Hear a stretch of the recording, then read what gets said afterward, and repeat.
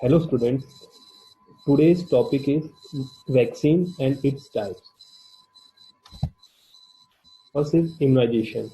What is immunization? Immunization, it is a process in which antigen are injected in the body to activate the immune system. Then the active immune system generates the immune response such as release of antibody against the specific antigen. This process of developing the immunity against a specific antigen called immunization means immunization में हम क्या कर रहे हैं, एक antigen या foreign micro organism या antigen को जो पर्सन है उसकी बॉडी में इंसर्ट कर रहे हैं. जैसे ही एंटीजन बॉडी में एंटर कर रहा है, इंट्रोड्यूस हो रहा है, देन बॉडी उसके अगेंस्ट अपने इम्यून सिस्टम को एक्टिवेट कर दे रही है और एंटीबॉडी प्रोड्यूस हो रही है उस स्पेसिफिक एंटीजन के against. This is known as immunization. This immunization of two types. First is passive immunization and second one is active immunization. Passive means जब हम बाहर से एंटीबॉडी या बाहर से हम एंटीबॉडी इंसर्ट कर रहे हैं बॉडी में, this are known as passive immunisation.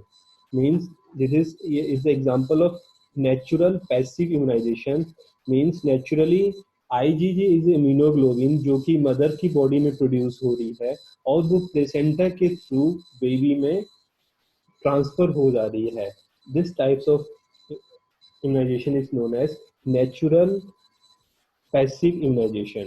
And artificial passive immunization means हम बाहर से एंटीबॉडीज बॉडी में इंजेक्ट कर दे रहे हैं. This are known as artificially passive immunization. इस पैसिव इम्यूनाइजेशन में हमारा इम्यून सिस्टम एक्टिवेट नहीं होता, हम बाहर से ही एंटीबॉडीज इंट्रोड्यूस कर रहे हैं बॉडी में. इन एक्टिव इम्यूनाइजेशन, हम एक्टिव इम्यूनाइजेशन में पर्सन जो होता है वो डायरेक्ट कांटेक्ट में आता है माइक्रो ऑर्गेनिज्म या एंटीजन में और उस एंटीजन के अगेंस्ट बॉडी जो है they produce the immune response. This is known as active immunization. इस एक्टिव इम्यूनाइजेशन में पर्सन का इम्यून सिस्टम एक्टिवेट होता है और they produce the antibody against the particular type of antigen. In active immunization, when the antigen entered, then the B cell and the T cell, which play important role in this to provide the immunity, they activate and multiply and proliferate and multiply and produce some memory cell. Memory cell जो होते हैं, जैसे antigen enter किया, first आपकी body first जो person है उसकी body उसे रिकॉग्नाइज करेगी, then they produce antibody against thing.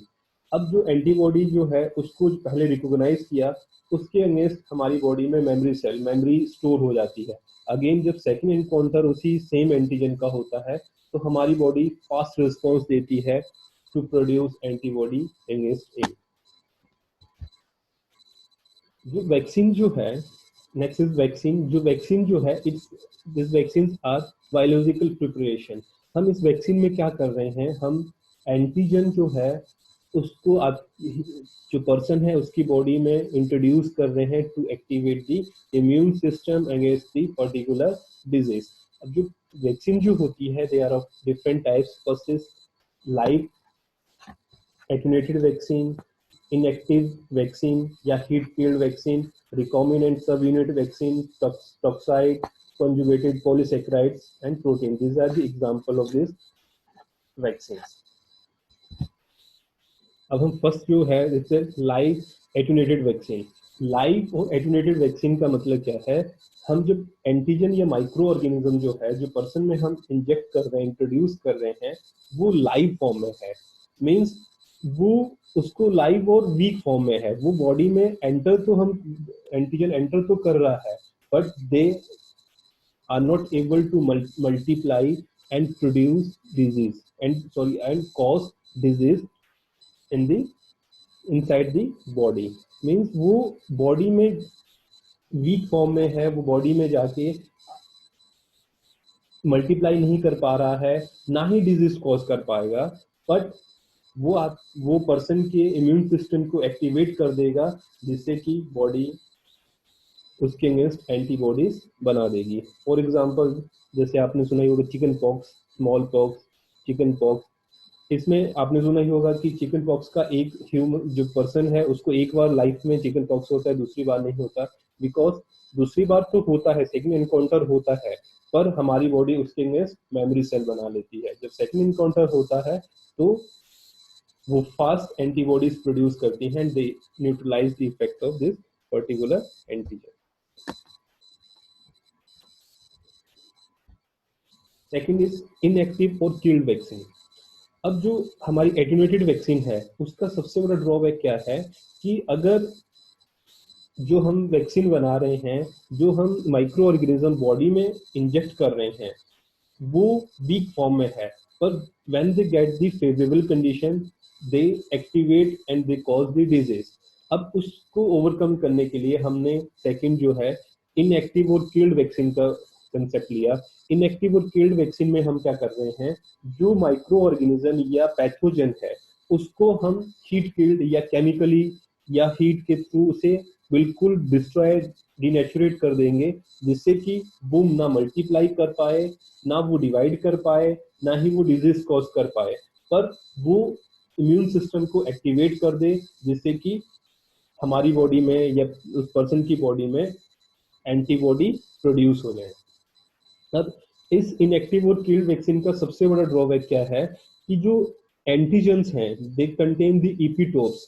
इपिटोप्स जो होते हैं they are the antibody binding site. अगर हम जैसे हीट किल्ड कर रहे हैं, इपिटोप्स अगर डीनेचुरेट हो गए, दीज आर दी प्रोटीन्स, अगर वो डीनेचुरेट हो गए तो हमारा इम्यून सिस्टम उसे रिकॉग्नाइज नहीं कर पाएगा और उसके अगेंस्ट एंटीबॉडीज प्रोडक्शन नहीं कर पाएगा। अब जैसे कि हमने, तो हमें उन इपिटोप्स को भी प्रोटेक्ट करना है कि वो इपिटोप्स, हमारा जो एंटीजन है वो बिल्कुल किल्ड है, और जो इपिटोप्स हैं जो एंटीजन के साथ बाइंड है वो डिनेचुरेट नहीं हो। अब जैसे हम फॉर एग्जांपल जो हमारी पोलियो वैक्सीन है, हम पोलियो वैक्सीन जो बनाते हैं उसमें हम जो वायरस है उसको फॉर्मेल्डिहाइड से इनएक्टिवेट कर देते हैं। अब वो किल्ड फॉर्म में है, वो बॉडी के अंदर जाने के बाद वो पोलियो कॉज नहीं कर पाएगा, but it activate the immune response, it activate the immune system to produce the antibody against him.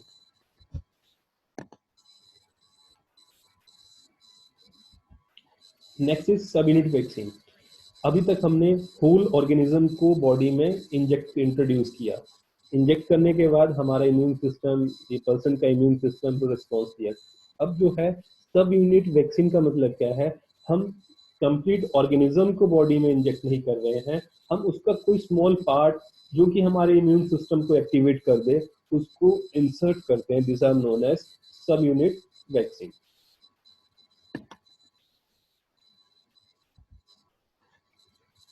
Toxoid vaccine, toxoid vaccine में वही जो हमारे सब यूनिट वैक्सीन है, it's a part of sub unit vaccine. Toxoids क्या होते हैं, जैसे micro organism, जो माइक्रो ऑर्गेनिज्म जब मल्टीप्लाई करते हैं वो कुछ रिलीज करते हैं, कुछ प्रोडक्ट रिलीज करते हैं, they are toxic to our body, they are toxic and they cause disease. अब हम क्या कर रहे हैं, उन टॉक्सिक को ही बॉडी में, उस टॉक्सिक को आइसोलेट कर रहे हैं, उस टॉक्सिक को इनएक्टिवेट कर रहे हैं, और with the help of heat और केमिकल, और उस टॉक्सिक को, इनएक्टिव टॉक्सिक को हम बॉडी में इंजेक्ट कर रहे हैं, जिससे कि इम्यून सिस्टम एक्टिवेट हो और उस टॉक्सिक के अगेंस्ट हमारी एंटीबॉडीज बने। This types of this technique is known as toxide vaccine. This types of vaccine is known as toxide vaccine. For example, tetanus and diphtheria, bacterial vaccines, etc. is example of this toxide vaccine. Next is capsular polysaccharides. Capsular polysaccharides जो होते हैं, capsular polysaccharides जो हैं, आपने mic अगर bacteria के बारे में पढ़ा होगा तो बैक्टीरिया जो होते हैं दे आर कैप्सुलेटेड और इकैप्सुलेटेड। मींस कुछ बैक्टीरिया के ऊपर एक कैप्सूल होता है जो उस बैक्टीरिया को एक्सटर्नल इन्वायरमेंट से प्रोटेक्ट कर रहा है। दिस कैप्सूल पॉलीसेकेराइड्स में हम क्या करते हैं, उस कैप्सूल को ही आइसोलेट करके उसको बॉडी में इंजेक्ट करने के बाद उसके अगेंस्ट एंटीबॉडी प्रोड्यूस करते हैं। और जैसे ही एंटीबॉडी प्रोड्यूस होती है तो वो जैसे ही अगेन अगर उसी बैक्टीरिया का अटैक हुआ, उसी एंटीजन का अटैक हुआ, तो हमारी बॉडी में पहले से ही एंटीबॉडीज हैं और उस कैप्सूल को रिकॉग्नाइज कर रखा है और एंटीबॉडी को पता है, हमारे बॉडी को पता है कौन सी एंटीबॉडी रिलीज करनी है। दिस टाइप ऑफ टेक्निक में capsular polysaccharide vaccine. For example Streptococcus pneumonia. Streptococcus pneumonia एक कैप्सुलर बैक्टीरिया, और इसका जो कैप्सूल है उसके अगेंस्ट हम एंटीबॉडी राइज करते हैं, और वो एंटीबॉडी जब उसके साथ बाइंड करती है तो हमारे जो मास्ट सेल हैं, मैक्रोफेज हैं, उस पूरे जो हमारा जो कंपाउंड बना उसको पूरे को ही न्यूट्रलाइज करके उसके इफेक्ट को न्यूट्रलाइज कर देते। Next is recombinant vector vaccine.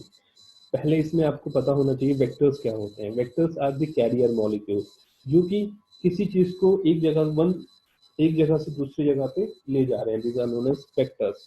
अब लाइव रिकॉम्बिनेंट वेक्टर वैक्सीन में हम क्या करते हैं, हम किसी वायरस को एज ए वेक्टर यूज करते हैं। मान लीजिए कोई बैक्टीरिया है जो कि हमारी बॉडी में जाने के बाद डिजीज कॉज कर रहा है। उस बैक्टीरिया में कोई जीन है जो कि उस टॉक्साइड या उस जो हमारा ये है एंटीजेंस हैं, वायुलेंट जो पार्ट है उसको कोड कर रहा है, तो हम उस एंटीजन को, उस जीन को आइसोलेट करेंगे और वेक्टर में, जैसे कि हमारा वायरस है उसे एज ए वेक्टर हम यूज करेंगे, उसमें इंजेक्ट कर देंगे। अब वो वायरस जैसे हमारी बॉडी पे अटैक करेगा, they insert their DNA inside the body. अब जो जीन है वो हमारे क्रोमोसोम के साथ जाके बाइंड करके they produce the antigenic protein, और उस एंटीजेनिक प्रोटीन के अगेंस्ट हमारी बॉडी अगेन रिस्पॉन्स देगी और उसके इफेक्ट को न्यूट्रलाइज करेगी। This types of vaccine is known as recombinant vector vaccine.